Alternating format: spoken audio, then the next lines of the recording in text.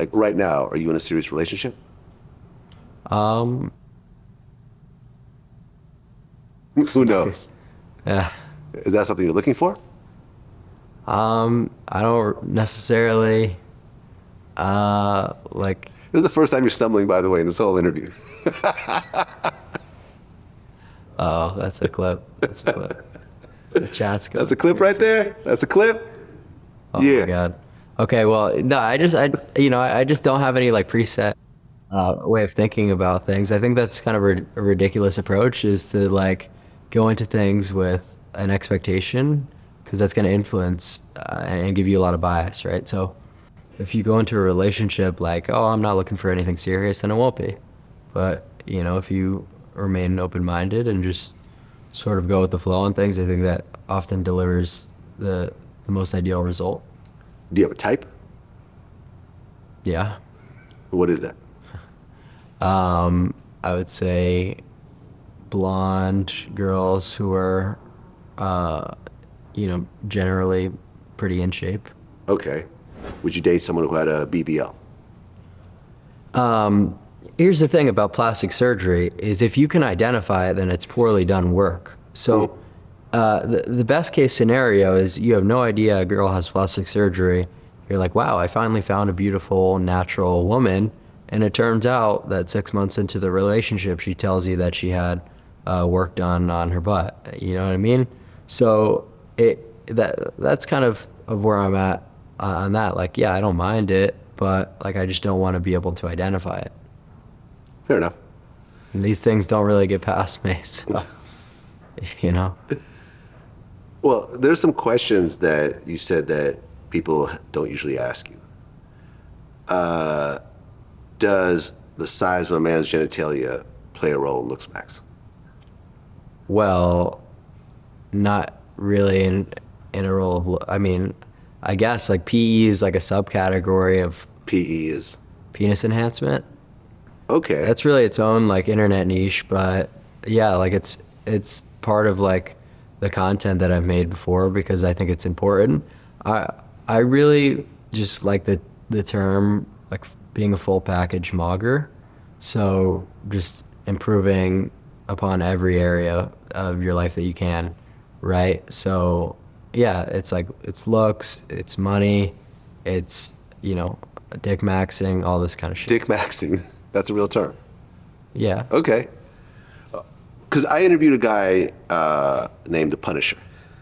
He was one of the male escorts that Diddy was hiring to do freak offs with Cassie. And he talked about this. He wrote a book about it, so we talked about it in the interview. He got a procedure for his penis, where basically a penis pump, where you can pump it where he remains erect for as long as he wants, right? I think you might be missing. Well, no. I'm going to fit. There's more to this actually. Yeah. So that's one operation, which is just about keeping an erection. But there's a separate operation, which is what we talked about, which is penis enlargement.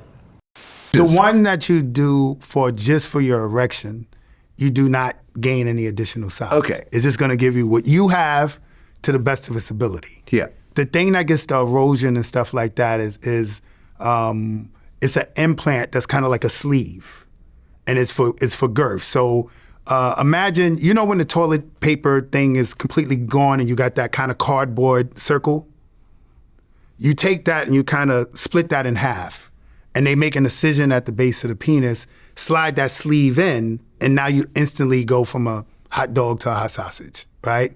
So a lot of guys that want more size, they get that type of surgery, but then that's the complication, erosion, the implant can move and stuff like that.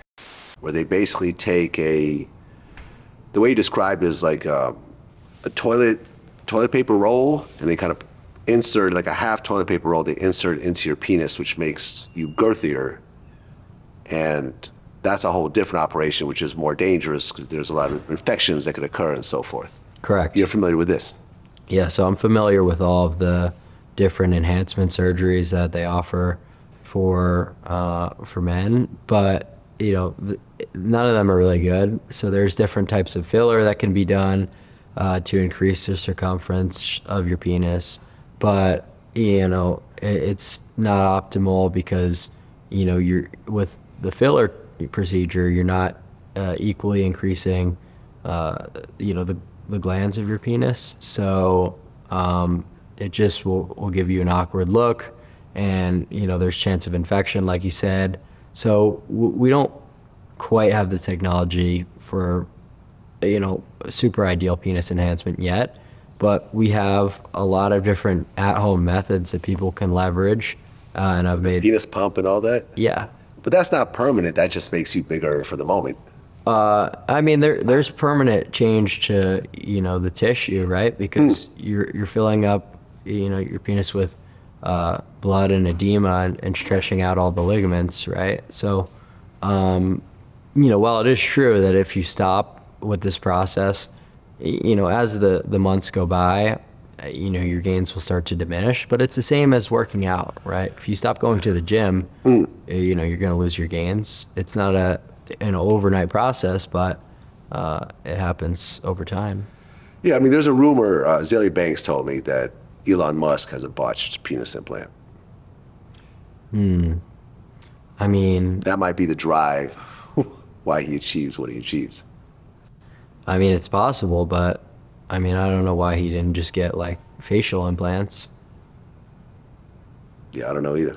But that's the thing about, the dick pill is like for maintaining long-term relationships, if you're not able to give your partner satisfaction sexually, it's unlikely that that relationship will be a long-lasting one. That's probably where a lot of marriage infidelity occurs, and cheating, things like that.